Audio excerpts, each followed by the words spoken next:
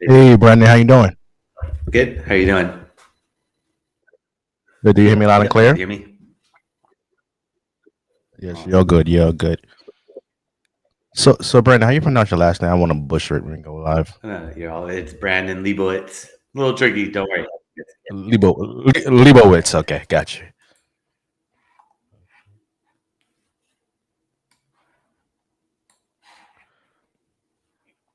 All right, here we go. 10 seconds. Here we go live. All right. Okay. Sound good.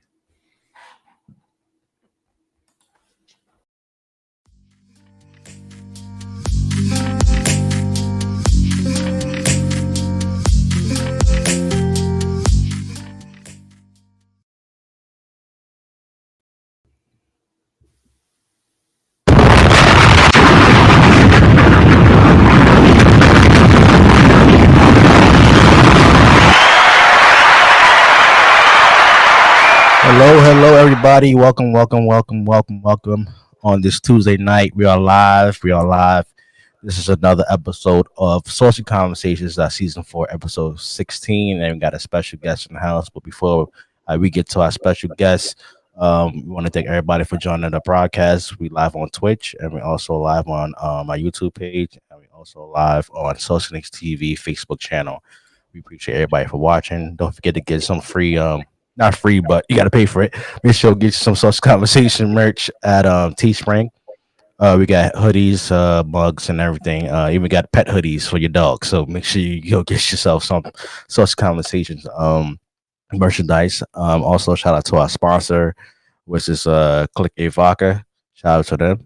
And also shout out to our other sponsor, which is Holistic Remedies. They got body butter, CBD oils, and everything that helps with your pain.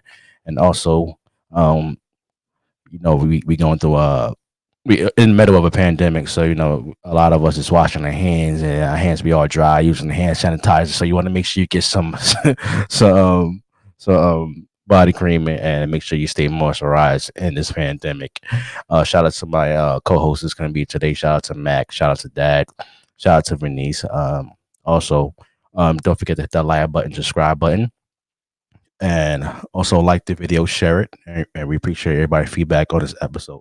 So today, I have Brandon Leibowitz, who operates CEO at SEO, excuse me. This is a digital marketing company that focuses on helping small businesses and also minimum sized businesses to get more online traffic, which in turn it converts into client sales and leads. So, Saucy Nation, let's give Brandon Leibowitz a very warm welcome to Saucy Conversations. How you doing?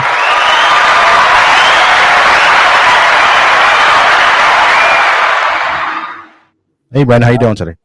Doing well. Thanks for having me on. Absolutely. Thank you for joining in the show today. Look, we got a lot to pack in this hour. So Brandon, first of all, I want to see how you doing, how's your family doing during this whole pandemic, I like to call it, but pandemic. How everybody you doing mentally wise, and how health wise, and how your family is doing. No, all is going well for the most part now. Hopefully, we could kind of get over this whole thing. But yeah, it's been just long 2 years. But now it seems like things are getting back to normal in Los Angeles, especially where I live. So it's nice to finally get back to a little bit of normalcy. Hopefully, because I used to do classes and stuff in person, haven't been able to do those in a while. So it'll be nice Right. to hopefully be able to do them in person and get people to show up. But yeah, just trying to make the best of everything as best as possible. Just That's right. That's all we have to do. Just make the best of things. Just keep on One day doing at a it. time. Hopefully everything is Right. going well with you and everything. Yeah. Everybody's good. Family good. I'm just thankful. I just thank God I have a job after all of this. A lot of people got laid off and everything, but uh, all praises to the Most High for that, to allow me to have a job to take care of my family. So, Brandon, we got a lot to pack in, like I said before. Let's start with the beginning. Tell us where did you grow up? Tell us about your parents. If you got any siblings, and the neighborhood, the neighborhood that you actually grew up in. Grew up in Community was I was looking for. Yes. Grew up in San Pedro, California.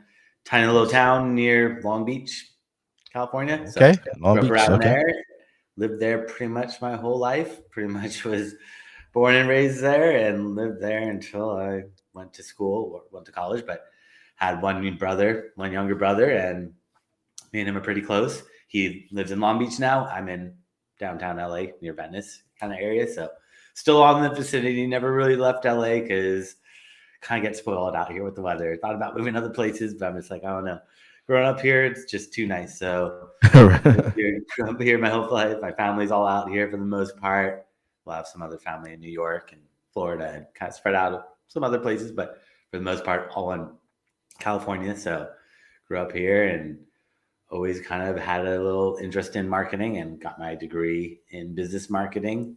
And then kind of just fell into this digital marketing kind of space after that in 2007. Kind of got my first job in digital marketing, which wasn't planning on doing it, but just kind of had the opportunity. And they said, we want to hire you to do digital marketing. We don't know much about it either. We want to take you like classes and workshops and kind of learn with you. And that's how I kind of got my first start into this whole digital world and kind of led me on this journey to where I'm at right now and have my own company that does SEO, which is search engine optimization, ranking websites on Google, and just been doing that for the past since 2007. So since past 15 years now. Nice, nice. You say you have family in New York. Like where in New York? Because I'm actually based out of New York as well. Oh no, my parents all grew up in the Bronx, and then have some Okay. in Long Beach, California. So the other Long Beach, or I mean Mhm. Long Beach, New York, have some family out there, and Okay.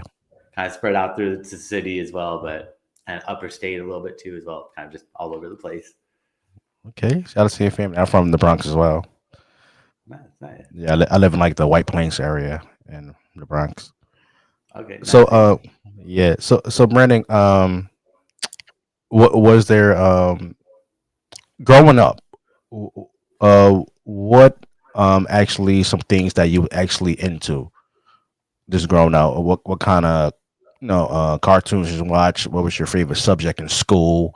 What interest branding growing up, and what made you? What actually you took from that and actually shape you into the person that you are now? No, always kind of enjoyed math. Was always better at math than English, so that was always my good subject growing up. And would yeah, my dad would help me out. He was also a substitute teacher, so he kind of helped out with math. Maybe that's why I liked it a little bit more because had his Okay. help with the tutoring. And my brother and I would always watch Nickelodeon growing up, watching all those different cartoons like Doug and Ren and Stimpy and just all these random shows that they had put on there. Are You Afraid of the Dark and all Oh this other yeah. stuff. And then kind of fell into skateboarding around middle school, and that really took over everything and just really focused on skateboarding and love skateboarding. Even to this day, don't skateboard as much, but that is kind of my passion where I try to skateboard every once in a while, but can't really do it as often as I can or don't want to fall either because it hurts a lot more when you fall nowadays than it did when I was in middle school or high school. It's a lot easier to get back up and do it all over again. Okay. Who was your favorite skater growing up? I'd have to say this guy Jeff Rowley was my favorite Oh skateboarder. wow, nice. Yeah, but nowadays there's some crazy ones like Nigel Houston just goes insane and just lands everything, makes it look too Right, easy. So some crazy stuff going on nowadays with skateboarding. They're taking it up to the next level. right, right. Um, I know you mentioned your favorite subject in school was math. Going into college, did you already know that business marketing was actually what you wanted to do, or what was the process of actually, or the journey to actually lead you to saying business marketing is actually what I want to do? No, I just kind of thought I wanted to design like banner ads or billboards, which after going to school for a year, kind of realized that marketing is more sales. And what I thought I wanted to do was graphic design, but I was already invested a year into it that I didn't want to have to backtrack.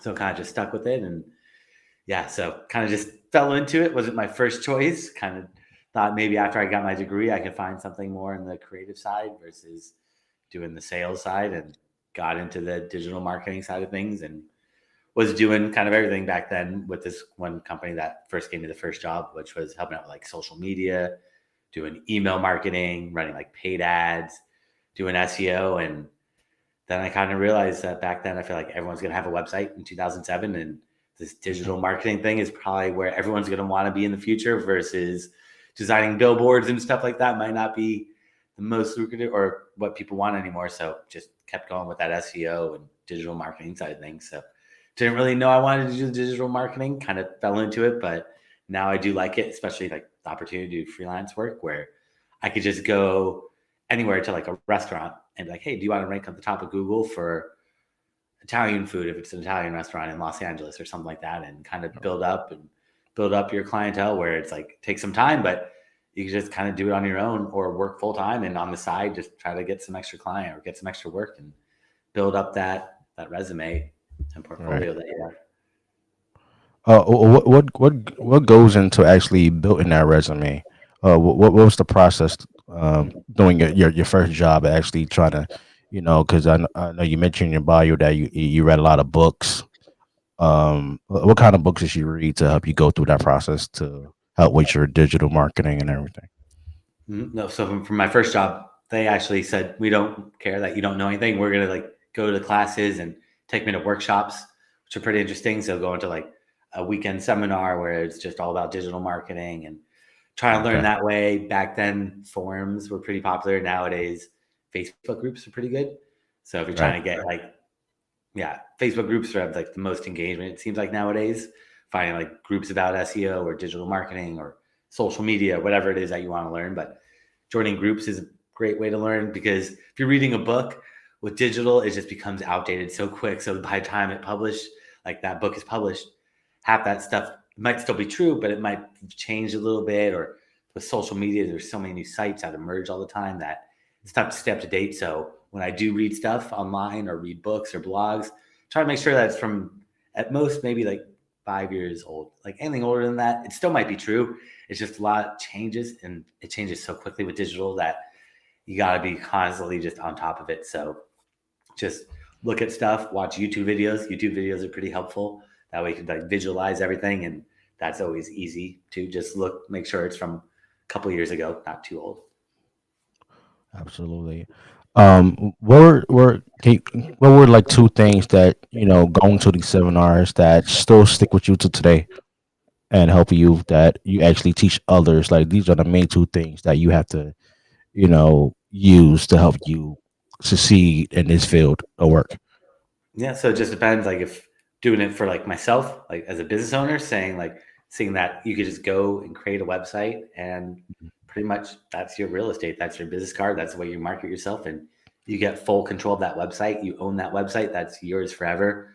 Whereas like Mm. social, you're just renting that space off Facebook or YouTube or Instagram, or they could take you down anytime and you're gone. And you're giving Facebook content for free. They're not paying you. YouTube pays you pennies on the dollar, maybe like $1 for every 1,000 views, or maybe a Right. couple dollars. So you don't Right. make that much money. They're taking all the benefit, and you're just giving them all that free content. So I did, the main thing really is like own your own thing and have your website that's like yours forever. And you could just keep building it and growing it and expanding it, but you get full control of it. And also with the website, that you could do whatever you want. There's tons of ways to be your own boss online. You could do affiliate marketing where you write reviews about products. Maybe you sign up for Nike and you say, all right, I'm going to write an article or write a review about these new Nike shoes. And then anytime someone clicks on your Nike shoe review or clicks on a link on your website and goes to Nike, if they buy that product, you get 10% or whatever it is commission. That kind of sparked my interest. I was like, all right, that's interesting. You just build all these websites and start being your own boss and testing things out, seeing what works, what doesn't work, but also having a real business is always going to be the best. Like you don't want to just be selling for Nike because you're just helping them out. You're not really Right. getting that full control of everything. So really owning everything, but selling for Nike is a good way to start with no cost, no overhead. Really, you could just start drop shipping or doing affiliate marketing or going to Alibaba to look for products to sell where you could buy them for really cheap and then resell them for a normal wholesale price or whatever it might be that you're trying to market to. But there's a lot you could do, and those are kind of the two things that really stuck out, is just being your own boss and having ownership of everything. Nice. And while designing the website, right? What are some important things, or maybe one or two things? I don't want you to give the whole pie away. What are one or two things that that business owners or entrepreneurs who want to be independent? What are one or two things that they definitely have to have on a website? They definitely need to have a call to action and have all the most important pertinent information above the fold. So whatever you see on a website, when you get to that website, that's called above the fold. Mm. 70% of people don't scroll down. So whatever you see on that website, that's what people are going to see. Most people never scroll down on a website. And on mobile too, most people are not going to really swipe. They might swipe once, but they're not going to keep going, scrolling all the way down. So you got to make sure you have all the pertinent, important information at the top of your website, above the fold. And that really consists of a value proposition. What's in it for me? People don't care about how long you've been in business, who you are. They want to know, what are you going to get out of it? Like, my value proposition is like, do you want more sales and leads from SEO without spending money on ads? That's kind of like what I'm letting people know. When they get to my website, they could see that. And then having a call to action, having whatever it is. If you're like myself, a service-based business, you want your phone number or a form easy to see above the fold where they don't have to scroll down, because people are not going to scroll down. If you're an e-commerce website selling a product, make sure that add to cart button or buy now is above the fold. You don't want people scrolling down. Like for e-commerce, I always tell people, just look at Amazon. Perfect website. They're testing and spending millions, probably tens of millions on that website every single day to make sure they're capturing as many people to actually buy. Because just because you get a person to your website doesn't mean they're going to buy. Getting visitors to your website is just half the battle. Optimizing your Right. website for conversions is really tricky. And that's why gotta have all that information above the fold, have a good call to action, make sure it's easy, make sure that like that button stands out, like that add to cart or that phone number. Don't just make it the same color as everything else. Make it pop out. You want their eye to be drawn to it. So that's what you want them to ultimately do that. So that's all you care about. You don't care about them reading your blog posts or all that stuff. That's just to help them build more trust to want to call you. But ultimately, you want them to call you or buy now or whatever it is for that conversion. Absolutely, absolutely. Well, hope your guys is writing this down. He's giving us a lot of knowledge. You mentioned ads. If you starting your own business, as like you mentioned like YouTube and stuff like that, you get cents on a dollar. How important to have you starting your own business and having your own website? How important is it to have ads? And what are the do's and don'ts in negotiating to have a company actually advertise their stuff on your website? Yeah. So if you want to have people advertise on your website, you could go through Google AdSense. It's Google's partner where Google says, all right, we'll give you this little banner or whatever type of ad you want to put on. They'll design it, customize it, but you can put these ads on your website. And each time somebody clicks on your ad, you might get a couple cents or maybe $1 or two or a couple dollars per click. So it doesn't really pay off too much because people don't really click on those ads. You got to think, like, how often do you click on those banner ads you see? Most people don't click on them. So it doesn't Right. really work if you're trying to get money. If you want to really get paid, affiliate marketing, where you're like teaming up with somebody and saying, all right, every time you sell this product, I'll get a commission. So I'll promote your products on my website, but every time I make you a sale, you give me 10% or 5% or whatever it may be. Also, you could join like Commission Junction or all these other places like Google Affiliate Network, these other sites where you could just find other affiliates that are saying, hey, we want you to promote our product and we'll give you a commission. But ultimately, you want to get advertisers. To get advertisers, you got to show proof of how much traffic you're getting, how many social followers you have, how many people are on your email list. They want to see your Google Analytics, all this other stuff that helps them understand, like, all right, how much traffic are you getting? How many downloads are you getting if you're doing a podcast? Because if they're advertising, they want to know how many people are going to see this or hear this, how much exposure and how much reach are you going to be able to give me? So you got to make sure you have as much of an audience and diversify too. Don't just have Facebook and Instagram. Try to have Facebook, Instagram, Twitter, Pinterest, YouTube, LinkedIn. The more you have, the better. Like, even if your audience isn't there, it just helps build that audience and builds that trust up. And you never know when one of those new sites are gonna just take off or disappear, but at least you have diversified. So if you just focused only on Instagram or only on Facebook, you'd be in trouble right now because Facebook's kind of on the decline. Whereas if you diversified and have exposure kind of everywhere, it helps kind of build that, or kind of block you from any exposure to just one of these channels just disappearing, or Insta or like TikTok getting cut off from America because it's associated with China. Who knows what could happen? But at any time, they could just take that stuff down and all your content is gone. But who knows? With all that stuff, everything's constantly changing. So just try to stay up to date and see what happens. But for now, try to diversify as much as you can. Right, right. In a podcast where you have your own podcast as well, so you probably understand when you try to get sponsorship or get paid for ads. How much does the companies look into your analytics?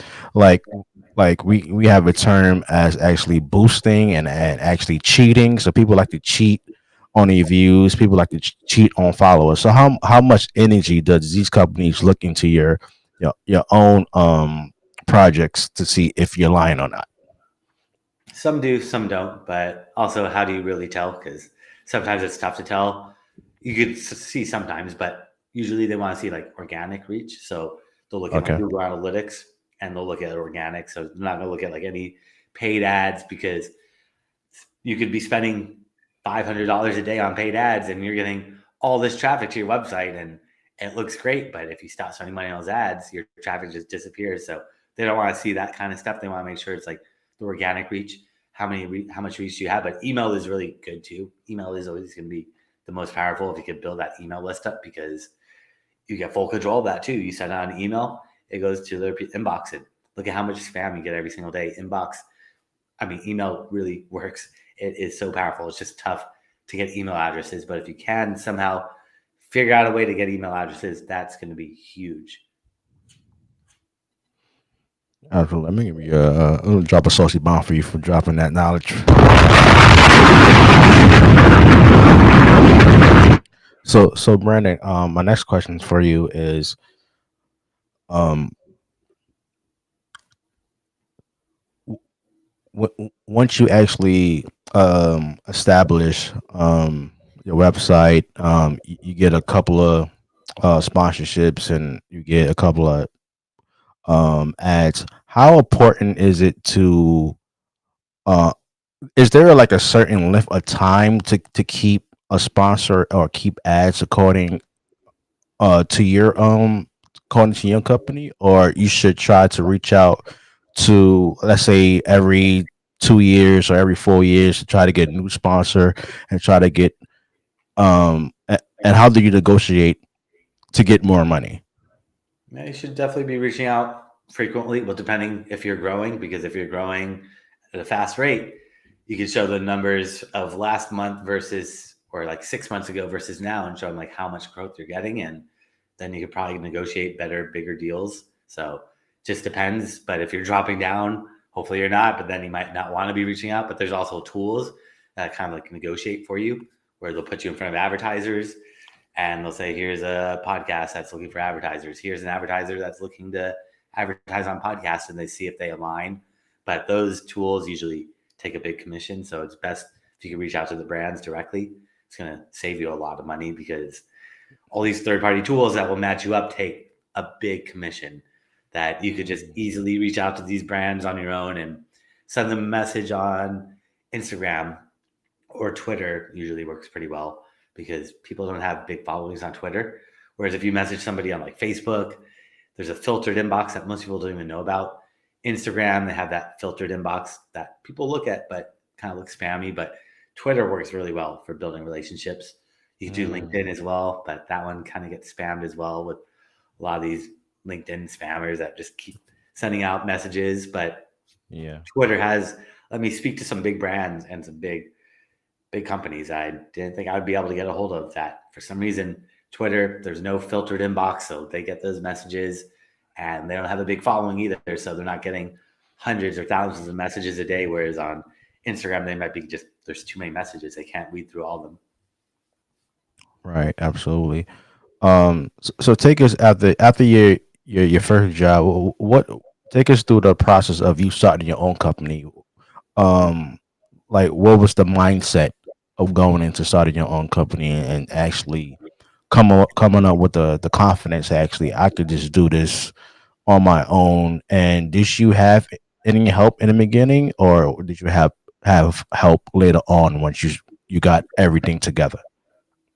Just once I started working into this field, I realized that I could just, well, after I went to that conference, that I could just get a website, build a website, and just start my own kind of freelance business and kind of here and there, just try to pick up clients every once in a while, posting ads on like Craigslist back then, or going door to door to businesses and trying to tell them, hey, I'll get you to the top of Google for your keywords, and just try to do that. And over the years, built it up. It took me a while to like really build it up to sustainable amount where I could quit my job, but it took about like 10 years of building it up. But after a while, I was able to make the same amount that I'm making full time at this advertising agency doing SEO. That I was like, all right, let me just focus solely on this SEO thing and just really push as much as I can.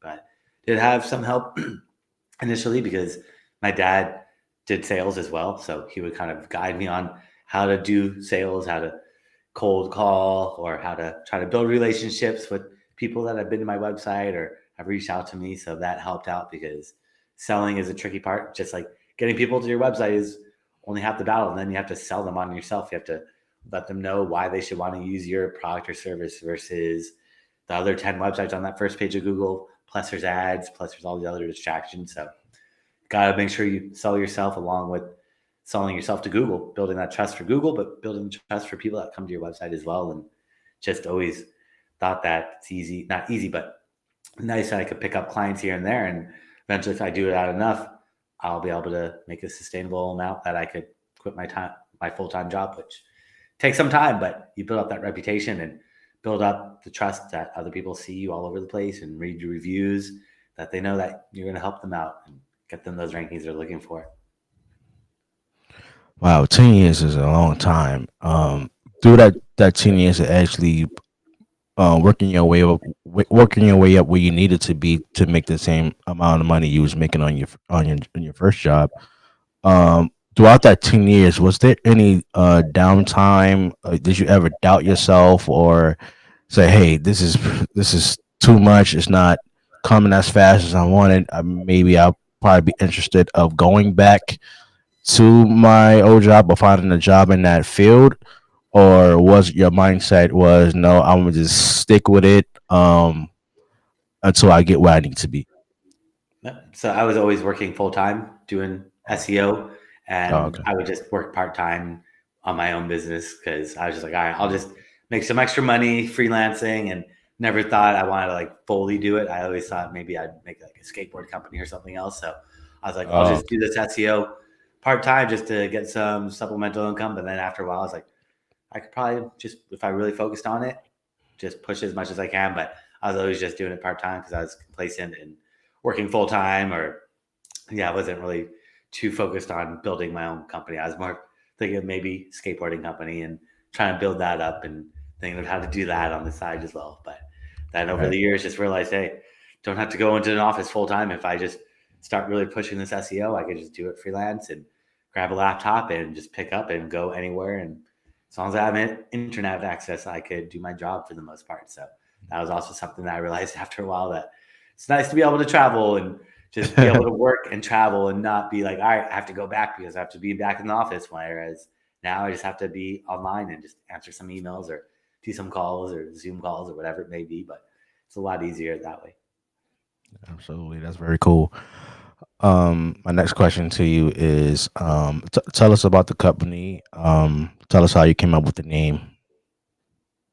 It's just thought, well, trying to find a URL was the tricky part. So I was like, whatever URL I could get, that'll be the company name. So I was thinking SEO optimizers, one word. I mean, SEO optimizers with one O, but unfortunately I couldn't got that. So I have to settle on SEO optimizers with two O's, which wasn't my first choice, but just back then it was hard to find a domain name. And that was in 2007. So can only imagine how hard it is nowadays. You kind of just have to pick something nice or obscure or get like the .net or the .org version or put a dash in between the words because they're just all taken. So I just wanted something that was easy enough to remember, and thought SEO Optimizers was a good catchy name back then, and just went for that one. But it took me a while of just going through URL after URL trying to find something that was available, and finally found that one, and just kept that one ever since. And wish I bought some more domain names back then, because those do worth some money.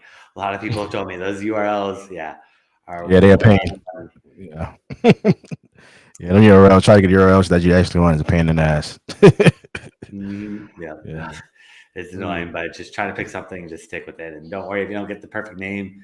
I always say, like, look at all these like companies like Walmart or Costco and things like that. They just have obscure names that doesn't necessarily have to mean anything. You don't have to think of something creative. Just think of something that that works, that's catchy, and that you're able to get that name on through URL and even social. Making sure you get that social media handle too, because it's tough to get it if you can't get it. People don't want to give up handle or usernames. Right. My next question for you is what are some of the tactics you could share with me and the audience of actually bringing traffic on your website and on your social media pages? 'Cause Lord knows I need help. Yeah, there's a lot that goes into getting more traffic to your website, but the more important thing is really getting backlinks, getting other websites to talk about you. The more websites that talk about your website, the more trust Google's going to give you, and the higher they're going to rank you. So a lot of Um, marketing nowadays is a lot of just content marketing and PR, and just trying to get as many other websites to talk about you, whether it's writing an article and say, hey, I'd love to write an article for your website, and pitching it to a website, or if you could get a press release done, or like, for example, if you got an article published in the New York Times, you read the New York Times, in the New York Times, it mentions SEO optimizers. SEO optimizers, we're getting a backlink from the New York Times. So just trying to get as many other websites to talk about you, which is tricky. It's like, how do you get other websites to talk about you? But it's all about getting creative, reaching out to other websites, building relationships with other bloggers, other webmasters, and just trying to really get as many other websites as possible to talk about you. That's really the biggest part about SEO and ranking higher on Google, is getting other websites to mention you. The more websites that mention you, the better. So social helps out a little bit, getting on all these different social media sites. But to really move up the needle, you got to get on other blogs, other websites that are related to you. So if you're a podcast, you want to be on other websites related to podcasting.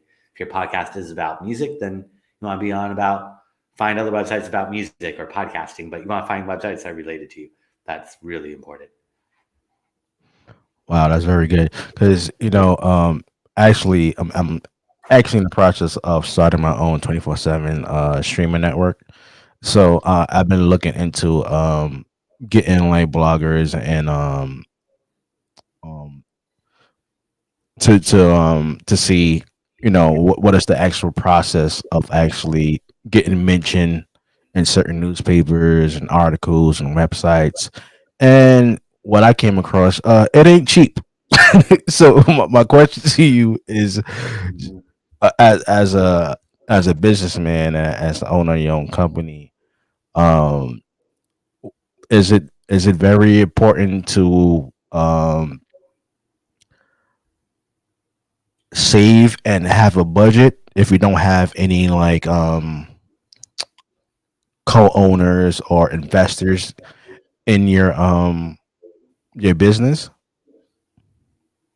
Yeah, it can be a little expensive trying to get in all these publications. They are not cheap, but you could try to reach out to them directly if possible, if you have a good story, good angle to pitch them. But if you're just pitching them some generic stuff, yeah, I think they're getting hundreds, thousands of these pitches every single day that they're not able to like really shift through all of them. So gotta make yourself stand out and something unique, but you do need some money. You gotta spend some money to make some money initially to get the word out there.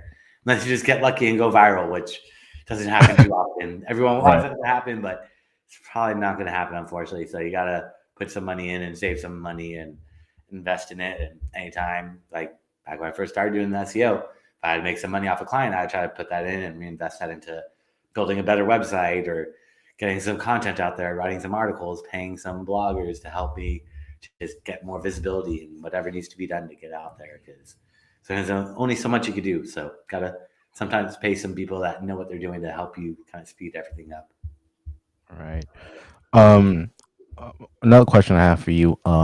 Let's say that you don't have enough time to actually reaching out to these bloggers and everything. Is it very important to hire a manager or an agent that actually knows that field to help you get your business off the ground?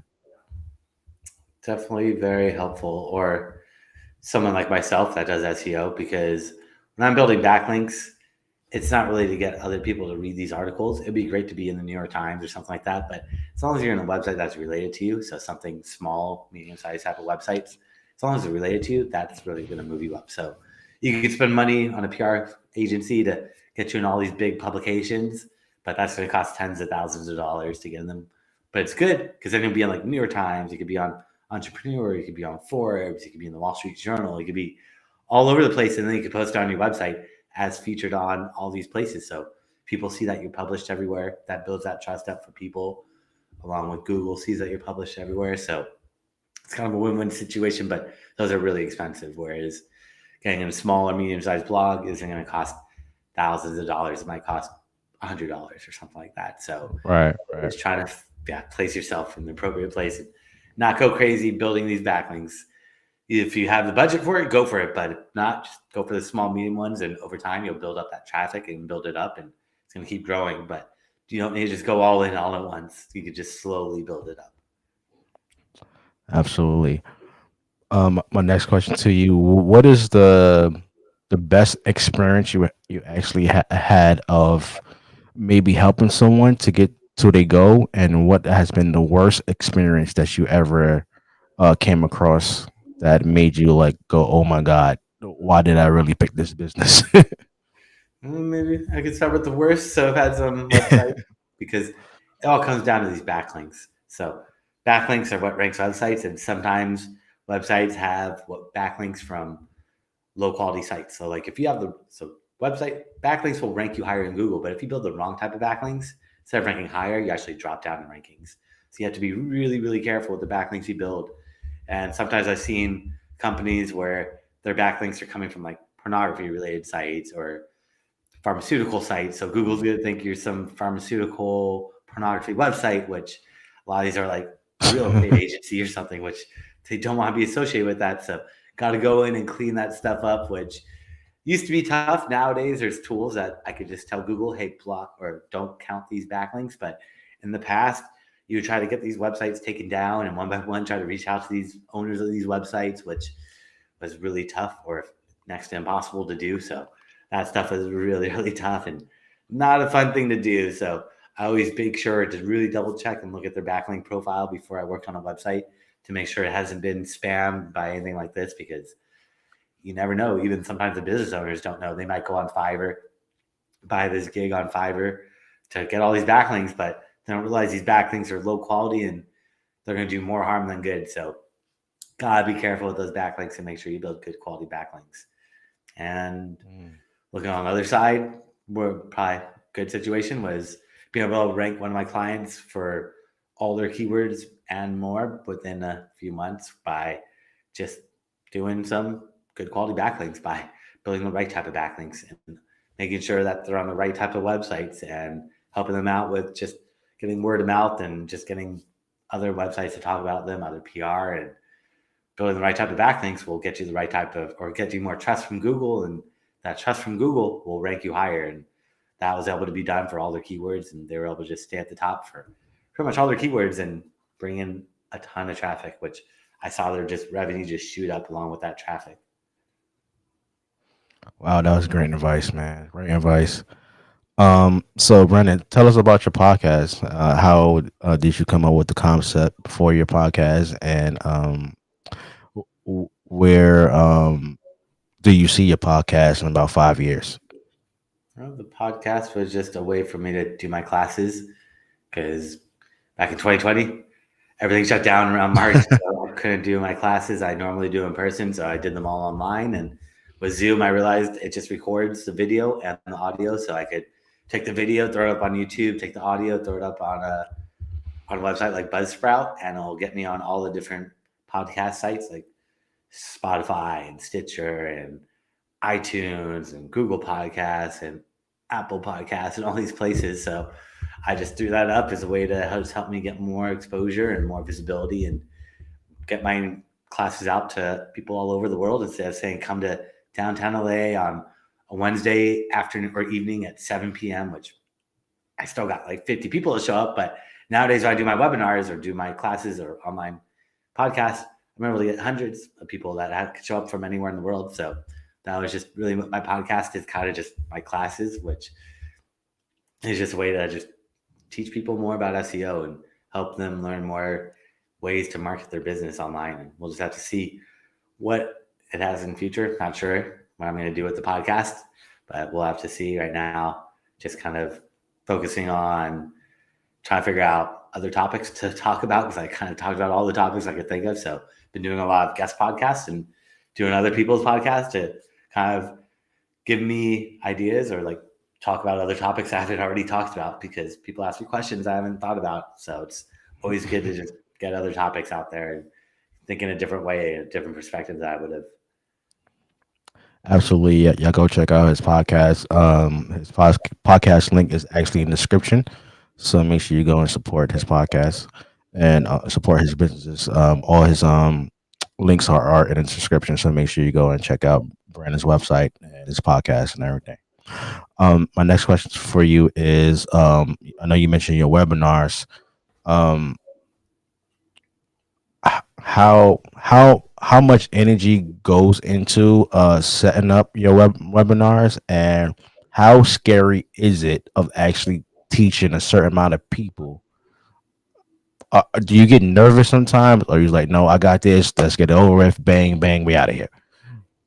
Yeah, webinars are a lot easier than doing it in person. So webinars make it way easier, but I do miss in person because it's a lot better to like engage with people and talk to them and not just behind a screen, which unfortunately that's all we can really do right now. But it would be good to be doing them in person again. And it wasn't too tough because I've always been doing these classes, but doing the classes, the first class was always the toughest.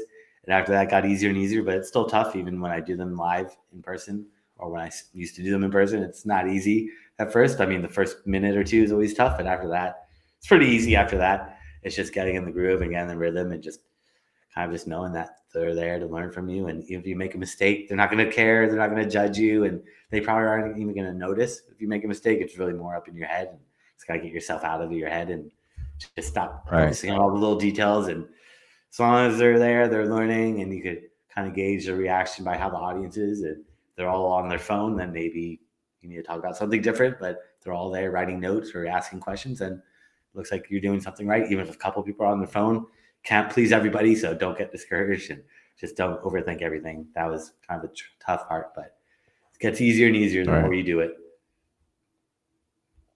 Absolutely. Do you already have all your bullet points and everything already? Your presentation, what I actually mean, already. What you already have it like?